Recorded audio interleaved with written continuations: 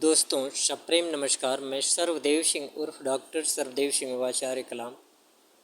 अधिवक्ता high court Allahabad, दत्तक पुत्र, महामहिम राष्ट्रपति भारत, शोधक एवं प्रशिक्षक, शारीरिक मानसिक योगाभ्यास एवं प्राणायाम, राष्ट्रीय संयोजक अध्यक्ष, भारतीय इंसाफ पार्टी एस। दोस्तों, मैं अपने आवास 109वीं तथागत बचत भवन, लीडर रोड, इलाहाबाद, जो कि पुष्पराज टाकीज और आवास जो सेपरेट 2006 में किया गया, एक जॉइंट एसेट्स के रूप में मेरा आवास रिकॉग्नाइज किया गया। और उस आवास में रहते हुए मैंने bar association high court Allahabad में अक्टूबर 2000 में अपना पंजीकरण आवेदन पत्र सबमिट किया और पंजीकरण के बाद 23 जनवरी 2001 को मुझे आई कार्ड दिया गया, जिस पे मेरा ब्लड ग्रुप AB पॉजिटिव भी है। कल bar association high court Allahabad द्वारा आयोजित ब्लड ग्रुप टेस्ट में भी मेरा blood group positive AB positive है, क्योंकि ये लाइफ लॉन्ग एक बार क्या जो जन्मजात ब्लड ग्रुप किसी भी व्यक्ति का है, वो मरने तक जब भी जो भी ब्लड है वो वही समूह रहेगा, वही ग्रुप रहेगा। दोस्तों, मैं अपने आवास दिसंबर 2000 से रहते हुए अपना आवास का disclosure high court bar association इसलिए मैंने किया क्योंकि जो मैनेजिंग डायरेक्टर उसके हैं RB शाक्य, एक Tathagat small investment limited company, Tathagat small industrial investment limited company, जिसके managing director RB Shakya, BR Shakya और RC अग्रवाल जी हैं। उनमें से मैं इन लोगों के संपर्क में काफ़ी दिनों से था। स्वजातीय कुशवाहा शाक्य मौर्य वंश से लोग हैं, इसलिए मैं बहुत पहले से इन लोगों के संपर्क में था। 1987 में एक पुस्तिका लिखा, मेधावी छात्र परिषद का गठन क्यों, जिसमें मैंने डिस्क्लोज किया अपने बचपन की यथा व्यथा को। और 1999 में एक पुस्तक लिखा, यह वेलफेयर है स्टेट, जिसकी प्रतियां महामहिम राष्ट्रपति महोदय, प्रधानमंत्री महोदय, CJI Bharat India, chief justice of India, chief justice of high court Allahabad, महामहिम राज्यपाल उत्तर प्रदेश, मुख्यमंत्री उत्तर प्रदेश इत्यादि को भेजा, जिसके पैरा 2 में स्पष्ट रूप से मैंने यह लिखा है, उल्लिखित किया है। यह बताने में मुझे कोई शर्म नहीं है कि मुझे बचपन में काफ़ी दिनों तक असह्य घावों से पीड़ित रहना पड़ा तथा यथोचित इलाज नहीं हो पाया। रोटी के लिए खेतों में चना चुनना पड़ा तथा भट्ठों पर ईंट ढोना पड़ा। दोस्तों, ये डिस्क्लोजर 1987 के पुस्तिका में भी, मेधावी छात्र परिषद की पुस्तिका में भी था। कुछ स्वजातीय समाज के समाजसेवी, राजनीतिज्ञ तथा मैनेजिंग डायरेक्टर्स भी इस पुस्तिका 1987 में उल्लिखित इस उदाहरण का संज्ञान दे करके मेरे हित में कुछ पैसे इत्यादि का कलेक्शन प्रारंभ किए। और जो पुस्तिका वेलफेयर है स्टेट, उसमें भी ये डिस्क्लोजर को मैंने महामहिम राष्ट्रपति, राज्यपाल, chief justice of India, chief justice of high court Allahabad इत्यादि को भेजा। उनसे दिए गए निर्देशों पे संबंधित जिले के उच्च अधिकारियों से संपर्क से जो आय प्राप्त हुआ, उससे के माध्यम से ये 109वें तथागत बचत भवन के ज़मीन को ली गई, क्योंकि उससे पहले 1992 में जो हमारे बड़े भाई ईश्वरी प्रसाद सिंह यहाँ पर हाई कोर्ट में अधिवक्ता थे, 5 वर्षों के बाद एक किराएदारी के मामले में पुलिस के मिलीभगत से इतनी जातिपूर्ण मारपीट इत्यादि उनके साथ हुआ कि वो यहाँ से अपना एडवोकेसी व्यवसाय छोड़ करके चले गए। भाकपा माले के होल टाइमर के रूप में अभी भी हैं। इन सारी परिस्थितियों का संज्ञान दे करके मैनेजिंग डायरेक्टर्स ने पैसे इत्यादि ये कलेक्शन किए, जिसके माध्यम से वो एसेट्स खरीदे, किंतु एक कंपनी के एसेट्स के रूप में वो खरीदे। और चूँकि मुझे वहाँ पे किसी के माध्यम से क्या यहाँ पे अधिवक्ता हैं श्री रामेश्वर सिंह कुशवाहा, उनके माध्यम से वहाँ पे रखवाए। और मैंने स्पष्ट रूप से श्री सुभाष यादव, श्री रामेश्वर सिंह कुशवाहा के हस्ताक्षर से अपने एड्रेस को डिस्क्लोज किया, रेजिडेंशियल एड्रेस को 109वें तथागत बचत भवन लीडर रोड को डिस्क्लोज किया, जिनके संपर्क में श्री RB शाक्य इत्यादि लोग भी थे। अगर किसी भी तरीके का मेरे रेजिडेंस पे तो ये लोग प्रारंभ में भी ऑब्जेक्ट करते, लेकिन उनको संपर्क में था। श्री BR शाक्या जी को मैं अक्सर जाता था तो पापा पापा कहता था। इस तरह से एक फैमिली, एक पारिवारिक संबंध का भी अनुभव था, जिससे उन लोगों ने मेरे रेजिडेंशियल स्टेटस को किसी भी तरीके से विरोध कहीं भी नहीं आज तक किए। और उसके अलावा उसी समय 26 जून 2000 को रिजर्व बैंक इंडिया ने एक MB act, section MB act 45 MB second reserve bank of India act 1934 के तहत मैनेजिंग डायरेक्टर को एक नोटिस जारी किया था, जिसके अंतर्गत 6 महीने के कंपनी के लेन देन पर रोक लगा दिया था, किंतु उसका ड्यूरेशन समय जो है 6 महीने का ही था। वह जो है नोटिस का प्रभाव जो है 26 दिसंबर 2000 को समाप्त हो गया, किंतु उस नोटिस का संज्ञान लेकर के स्थानीय पुलिस या अन्य अधिकारियों ने ऐसा उत्पीड़ना उनके मैनेजिंग डायरेक्टर के इत्यादि के खिलाफ प्रारंभ किया। ऐसा जो इन्वेस्टर थे उनको भड़काने की स्थिति में ये किए कि कंपनी का जो तारतम्यता था वो टूट गया। फलतः मैनेजिंग डायरेक्टर उस एसेट्स और अन्य की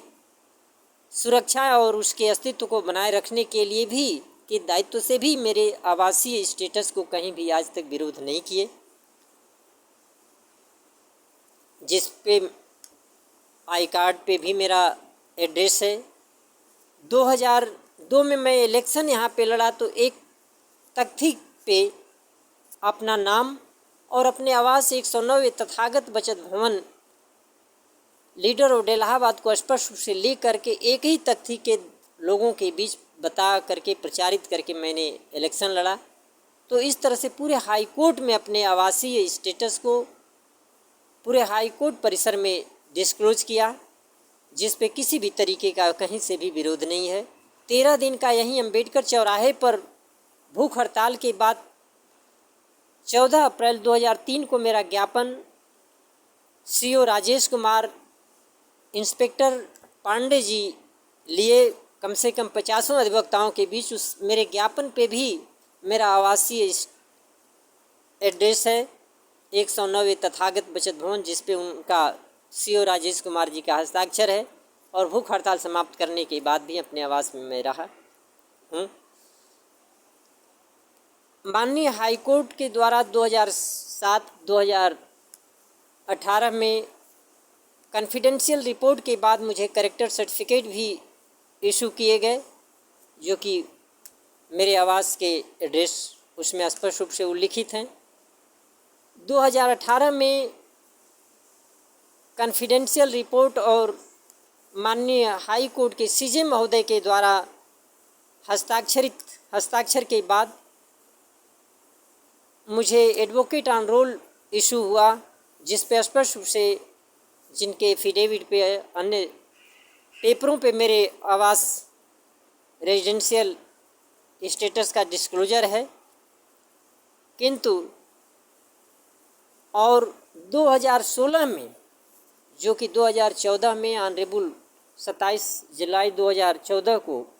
ऑनरेबल, जिनको मैं पापा अपना पिता के रूप में अपने दत्तक पुत्र के एडॉप्शन के बाद माननीय महामहिम राष्ट्रपति डॉक्टर APJ अब्दुल कलाम की डेथ के बाद यहाँ पे कुछ पिटीशन, कुछ कमरों पे, हमारे आवास के कुछ कमरों पे अधिकारिता जताते हुए एफिडेविट इत्यादि देकर खोलने के पिटीशन फाइल हुए। तो उन पिटीशंस पे आदेश पारित करते हुए, यद्यपि उनका मुझे पता नहीं था, मैं विरोध नहीं कर पाया, लेकिन कोई भी राष्ट्रपति अपने बेटे के आवास में किसी अन्य के कमरे को अलाट करने का परमिशन दे, संभव नहीं है। इसलिए जो भी उसमें तत्कालीन मैनेजिंग डायरेक्टर से अगर 1-2 कमरे लिए भी होंगे लोग, तो निश्चित रूप से उन्होंने पैसा रिटर्न कर दिया था, जिसके वजह से उनके जीते जी किसी ने उस आवास में कोई कमरे इत्यादि का क्लेम नहीं किया। और फिर भी अगर क्लेम किए तो माननीय हाई कोर्ट ने विधि व्यवस्था का उल्लेख करते हुए 531A कंपनी एक्ट 1956, जिसमें स्पष्ट रूप से कहा, माननीय हाई कोर्ट ने कहा है कि अगर पिटीशन ऑफिशियल लिक्विडेटर किसी प्रॉपर्टी पर क्लेम करते हैं, पोजीशन लेते हैं, तो उन्हीं प्रॉपर्टी पर पोजीशन ले सकते हैं जो पिटीशन फाइल करने के 1 वर्ष के पहले का हो। स्पष्ट रूप से ये उदाहरण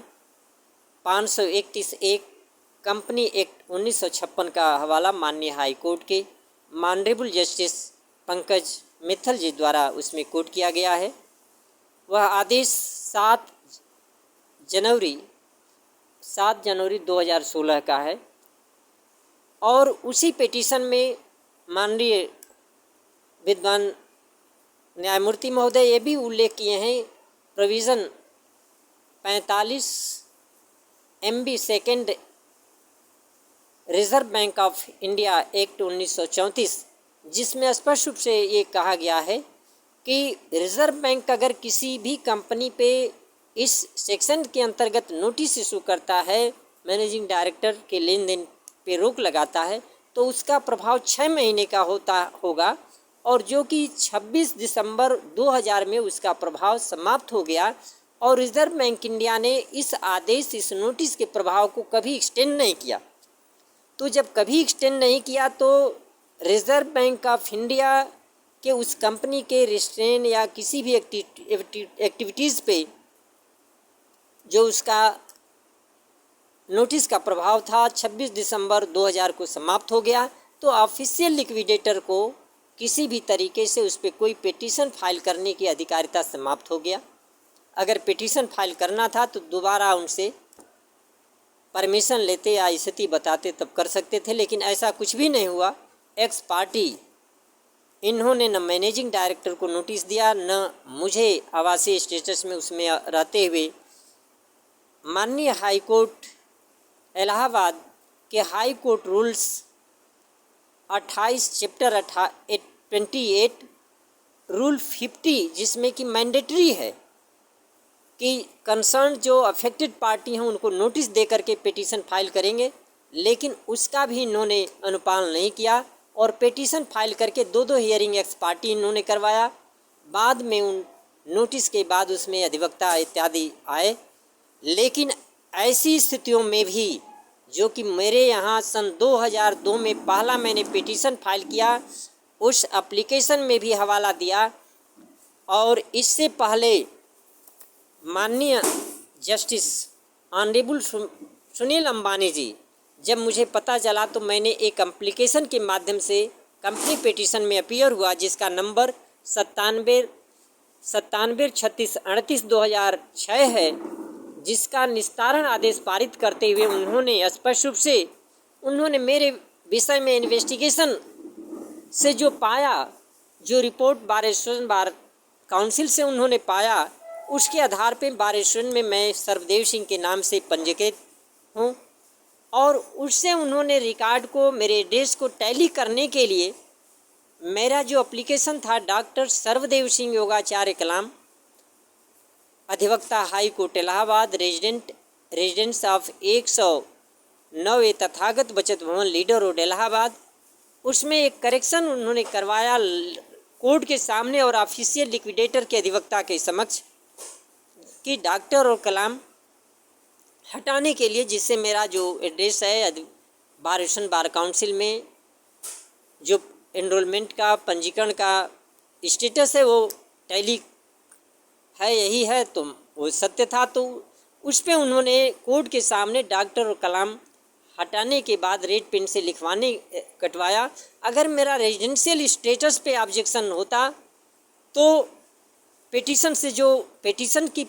जो 531A है उस सेक्शन के अंतर्गत वो ऑब्जेक्शन हो भी नहीं सकता था, ऑब्जेक्शन किया भी नहीं जा सकता था अकॉर्डिंग टू लॉ भी। तो इस तरह से उन्होंने मेरे आज रेजिडेंशियल स्टेटस को संज्ञान लेते हुए एप्लीकेशन को डिस्पोज ऑफ कर दिए और ये आदेश के साथ कि इनको पेटिशन की फाइल दी जाएगी, जिससे हम फर्दर कंपनी के तरफ से अन्य मामलों में अपीयर हों। इसके साथ ही 18 नवंबर 2018 को माननीय वर्तमान सीजे महोदय एवं अनदर जज के द्वारा भी एक एप्लीकेशन का निस्तारण किया गया, जिसमें मैंने करेक्शन एप्लीकेशन दिया था अपने नाम में कलाम और जोड़ने के लिए। तो उन्होंने 18 नवंबर 2020 में उसका निस्तारण करते हुए, उसको अलाउ करते हुए मेरे डॉक्टर सर्वदेव सिंह आचार्य कलाम, रेजिडेंट 109 तथागत बचत भवन लीडर रोड इलाहाबाद, उस एप्लीकेशन को भी डिस्पोज ऑफ किया गया। ऐसी परिस्थितियों में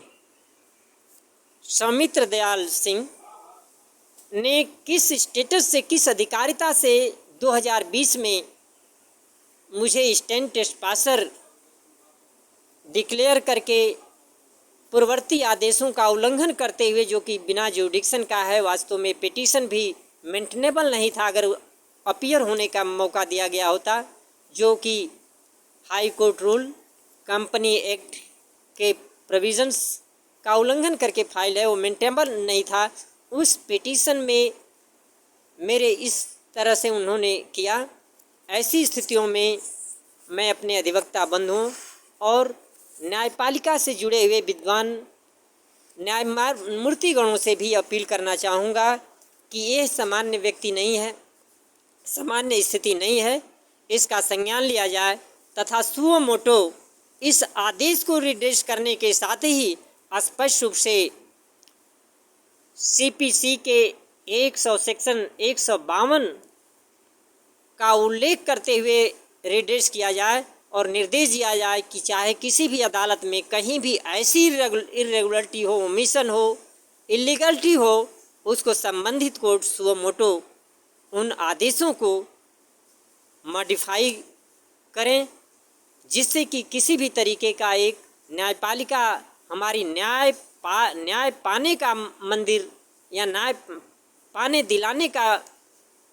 परिसर हो सके। परत दर परत लोगों के सफ़र पीड़ित होने की उत्पीड़ित और प्रताड़ना का केंद्र न बन सके। इन्हीं बातों के साथ मैं सर्वदेव सिंह उर्फ डॉक्टर सर्वदेव सिंह आचार्य कलाम आप सभी को सप्रेम नमस्कार।